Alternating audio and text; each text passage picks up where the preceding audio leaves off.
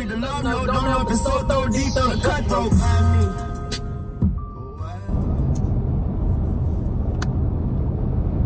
Okay. Deal Joe video, take 1,000. Alright, so I guess I will start off by talking about how Jody and I got engaged and how the idea come about of the Kindred Spirit mailbox. So I was off at work. We were actually at a training class in Birmingham, Alabama, me and a co-worker. And it was nighttime, I guess, and Jody had ran up to Walmart. She was texting me, and she texted me about a book that was on a shelf in Walmart. And I remembered seeing it a few times, but Jody ended up telling me about how bad she wanted to read it. And I asked her what the book was about, and she kind of gave me an overview of it. I assumed she read the back cover of it and told me the overview of that. That was the beginning. But either way, she ended up purchasing the book. I kind of liked the idea of the book, and I was super bored sitting in the classes in Birmingham because I did not enjoy them. So I ended up buying the book on my phone also, and then I started reading it in class, and Jody started on it briefly the night of.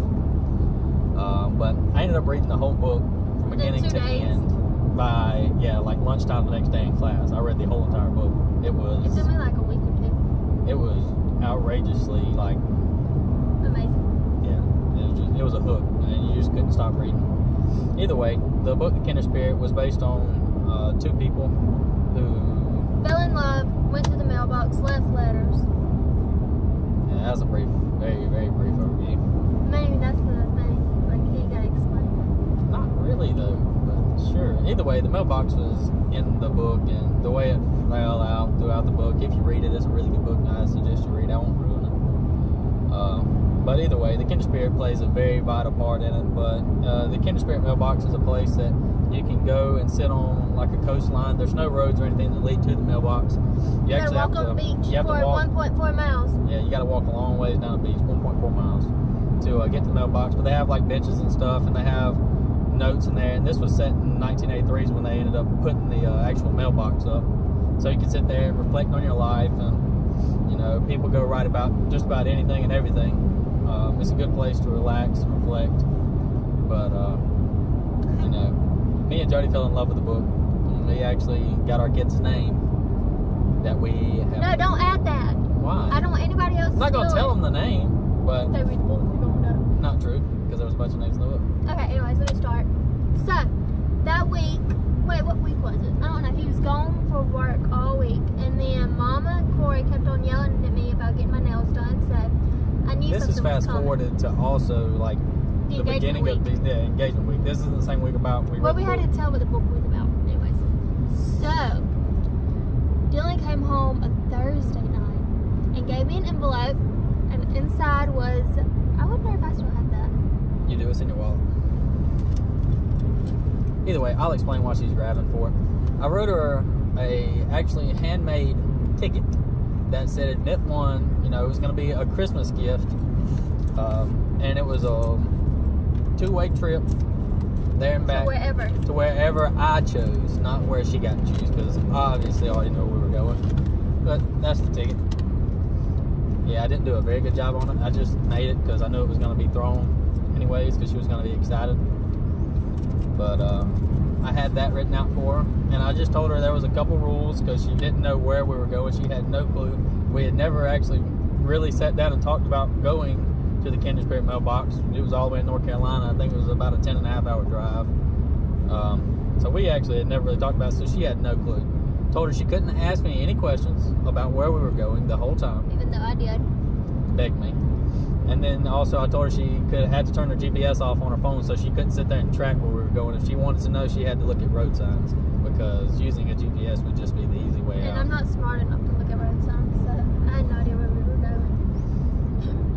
So I already knew that it was going to be pretty exciting.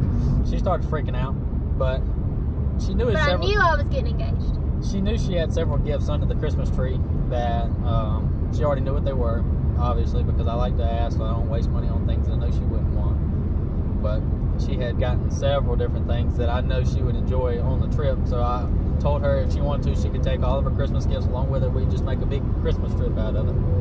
So she got to take every single one of her presents, every one of them, because she couldn't leave one behind. I left my James Charles palette behind. Thought she took that with you. No, I didn't. I didn't open it until She later. left it behind, and she took all of her other makeup, Anyways. and boots and camera. And The next morning we got up, got ready, packed our bags, and left. I had no idea where we were going. He told me to bring a pillow and a blanket so I could sleep on the way there, which was a perfect idea. yeah, because she didn't know that was about to be a 10.5-hour drive. Yeah. She was maybe expecting like 2 or 3. So 7 hours later, I was begging him to tell me where we were going, and then finally I looked on his maps, and I was like, we're going to North Carolina to the waterfalls. And he never would tell me yes or no. So finally, I guess it's, dang it, kindred spirit. Playing with the cord. And, yeah. Anyways, I guess the kindred spirit, he finally told me, yeah. We got there like late that night too. Yeah, we ended up leaving at like 9. And we didn't get there till like 10 that night. it was crazy. It was a long Full trip. day. But we ate Red Lobster. Did eat Red Lobster on the way in Augusta, Georgia. Okay, so we got up at 6 their time. Was it 6 or 5? I think It don't was matter. 6. Anyways, got to watch the sunrise, whatnot. Some people saw that in the video she made because we set up the time-lapse camera outside, and it was an amazing sunrise. Probably the most beautiful I had ever seen, but I might have just been in a good mood that morning.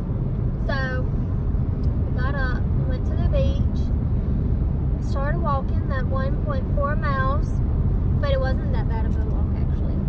It was a weird kind of beach too. If you've It's ever like- been to North Carolina, it's like hard packed, flat sand. Like you don't even leave foot So it indentions was in the easy to sand. walk on, besides like Gulf Shores, which was awful. So before we made it to the actual mailbox, we like saw the mailbox.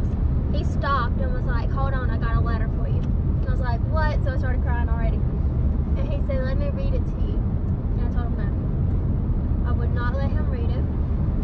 So I took it and I read it, and I was bawling my eyes out while I was reading it. And then after I read it, he got down on one knee. He's like, yo, will you marry me? Not really. I hate the way you tell stories. Like you just like skip like everything that you've Hell. been told about the beach. Oh, okay, the beach is amazing. I mean, we just had a great time walking along the beach. We had a great conversation. And, I mean, obviously everybody I chased, in no, not ducks. What are they? birds, seagulls. But I mean, obviously everybody knew where this was leading, considering the moment. But we had just a great time walking down the beach. We got to talk about a bunch of things. It was really pretty. There was a bunch of people out there walking their dogs and stuff. So I was like super nervous anyway. So I didn't want to do this like dead in front of anybody. So I was like having to wait for the right time, just so like this random guy wasn't throwing their ball or with for their dog to chase after. So it was just like trying to find the right time and trying not to be nervous about it. But she It was was. a lot harder than what I thought. I thought it would have been super easy, but I was actually even more nervous than asking her family beforehand. Oh, he did ask my dad, which is terrifying. But He did it. yeah, the way I had it planned was, I kind of had a sheet and like note written out to her, and it was more or less like a vow sheet of some of the promises I wanted to make to her before we made that decision.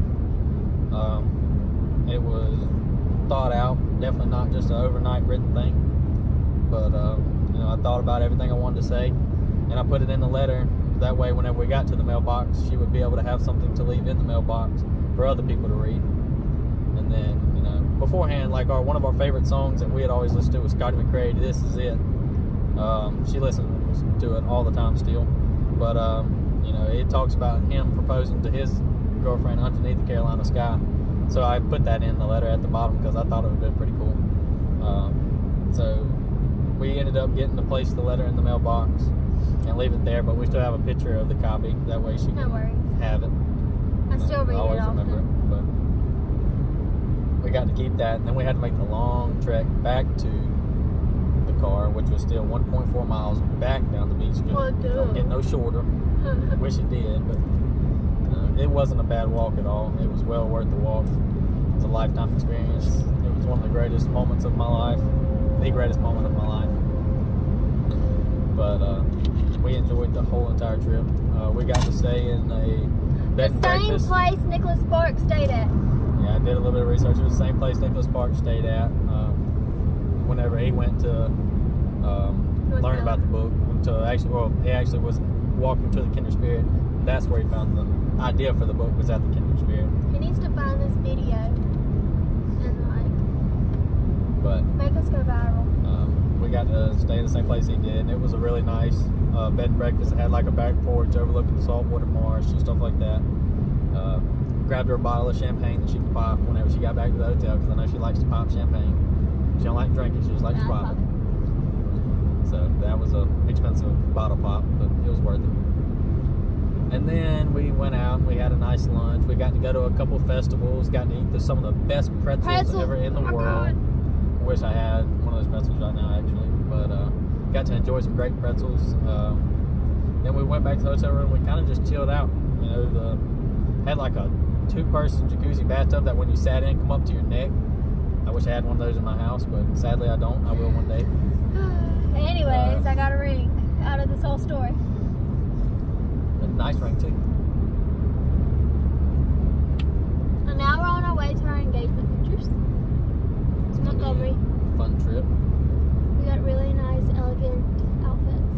I ended up having to rent a suit just to take engagement pictures.